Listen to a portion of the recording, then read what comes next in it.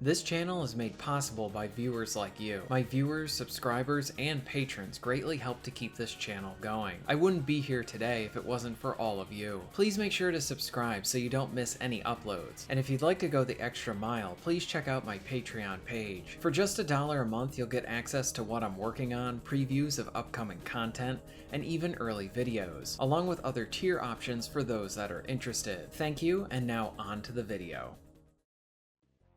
During the PS1 generation, many developers were making the jump into 3D. At this time, this was a relatively unknown space within the console market. Some saw great success in this area and others did not, but the developer Visual Concepts wanted to be one of those that made the jump and succeeded. Their first game on Sony's PlayStation was a port of an arcade shoot-'em-up. This game was Viewpoint, which was known as an isometric scrolling shooter. The player would control their ship at the bottom, and the enemies would come from the upper portions of the screen. This type of action and gameplay interested the developer, so much so they wanted to take some of the ideas from this space and adapt them into a 3D environment. Join me as we take a look back at one.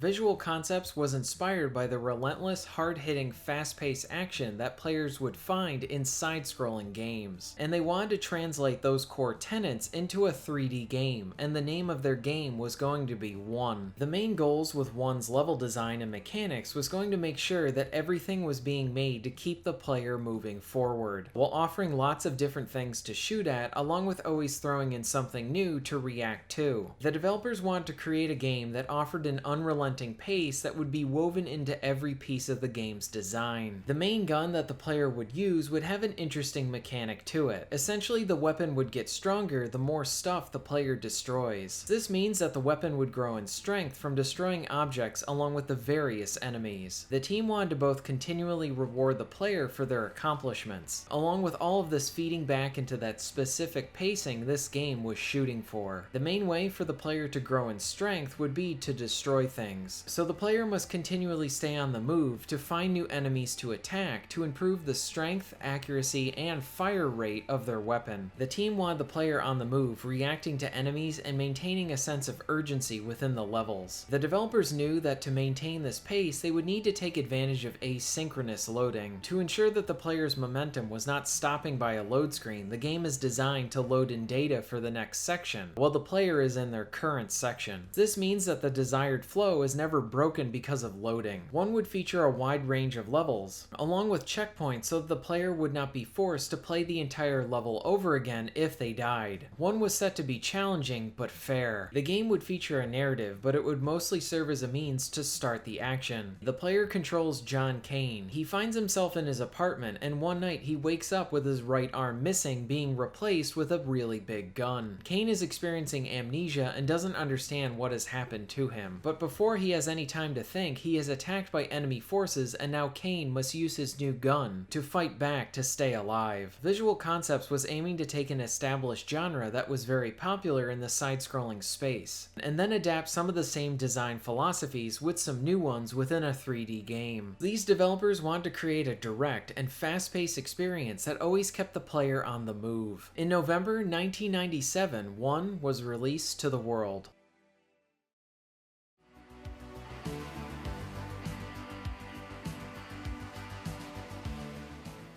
One is an early 3D platforming shooter. It is mostly a short and sweet experience that provides the player with very direct but engaging gameplay. While there are a few well-presented cutscenes, the game is not concerned about telling a story. The gameplay and level design is mostly focused on pushing the player through the level. The levels are like mini roller coasters where you react to all of the new stuff being thrown at you. The gameplay holds up pretty well, and it's a lot of fun.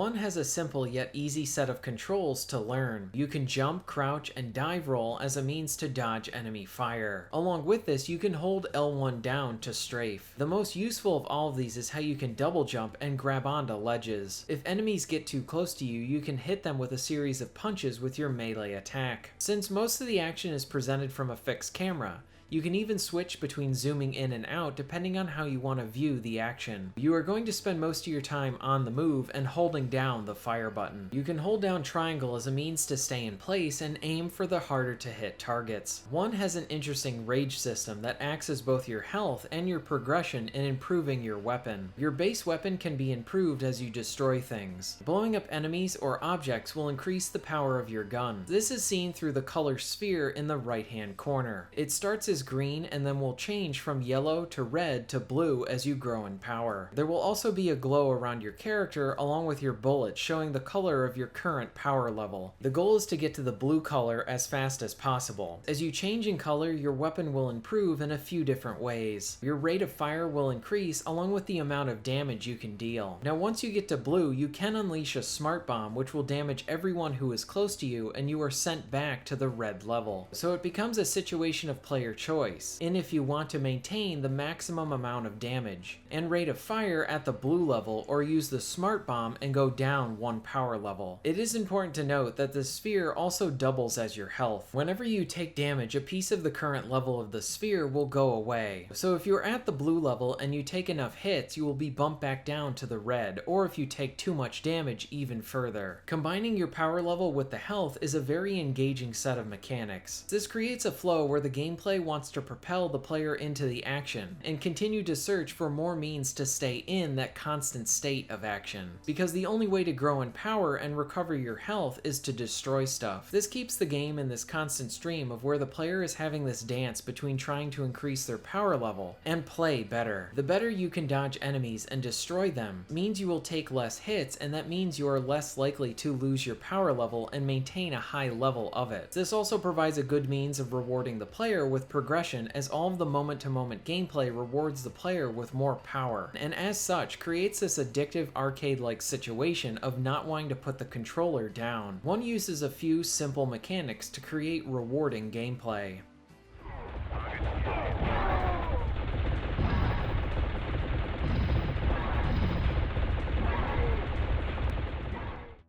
I really enjoyed how the game does not outright explain these mechanics to the player. There's no form of a tutorial in this game. It starts you right into the action, and it is up to the player to figure it out. Much of the first level is really about trying to learn the inner workings of the power system, along with how that factors into your health. I really appreciated how 1 allows the player to grasp its gameplay mechanics through experimentation rather than just being told how it works. 1 has the confidence in the player, and it is rewarding to figure out how all of these systems work together. Now the game does feature some additional weapons that you will get to use as well. You can pick up different missile launchers, a flamethrower, and a shotgun. All of these have a limited amount of ammo. Sometimes killed enemies will even drop other power-ups for you to use, like additional lives, a quick refill to your rage meter, and other score-related pickups. At the end of each stage, you are scored on your performance, and this factors into how many more lives you will earn to be able to take into the next area. While I had some issues with the fixed camera at times, it mostly displays the action well, and I liked how it would change frequently in the levels. When it comes to the actual action, it is really good. 1 is full of enemies to shoot and lots of objects to blow up. The game does like to mix in some platforming, and I had some issues with this area, but I enjoyed about 80% of the jumping sections. What I found most exciting were the sections where the game is rushing you along, and then you needed to make some quick jumps to different platforms before they gave away. There are only 6 levels in the game, but they offer some nice variety, like a city, rooftops, and even a mountain pass. What also contributes to the game's identity are how the boss fights are very different from each other, and in many cases, you cannot simply shoot at them to defeat them. For example, the first boss fight is a hovercraft. You will notice when you try to shoot it, a shield will block your bullets, so you need to complete a set of platforming to avoid his attacks. Once you reach the top of the structure, you need to destroy the support so that the ceiling will fall on the boss to defeat him. The second boss is entirely different, as it is a ship that you are riding on, and you actually need to protect it from being blown up. My favorite boss in the game was with the third boss, as it was a nice mix of shooting and problem solving. Here you need to take out 2 helicopters. The first one can be destroyed by shooting it, but the second one is a bit different. You need to have it shoot you with its missiles, and then position yourself so that the missiles will break a wall for you. Once the wall is down, you can destroy some more objects, which will cause the helicopter to crash. The boss fights really do play with your expectations, in that you would think that you would need to do these big fights where you need to slowly chip away at a health bar, but they are very different and require their own bit of problem solving, which really changes up the action from the main combat.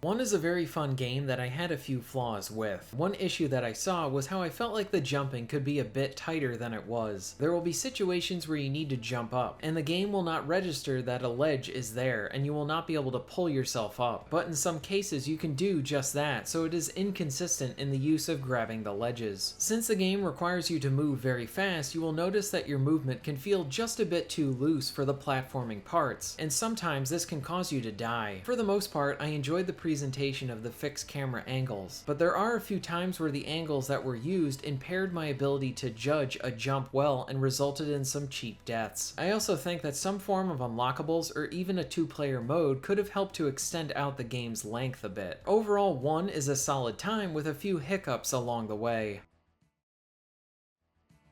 1 is a hidden gem on the PS1. The gameplay and flow of the action is the most compelling aspect about it. The systems push you into the action and make you feel an addiction of wanting to stay there to improve your power level and keep a high level of health. The boss fights are very fun and present the action in a different way, even requiring some fun puzzle solving to succeed. Some of the platforming can result in some cheap deaths, and a few other areas could have been more refined to eliminate some of the frustration, but for most of the game it is full of rewarding action. It is a shame that this never received a sequel, as I would have liked to see these systems refined even further. 1 is most definitely worth checking out. Thank you very much for watching.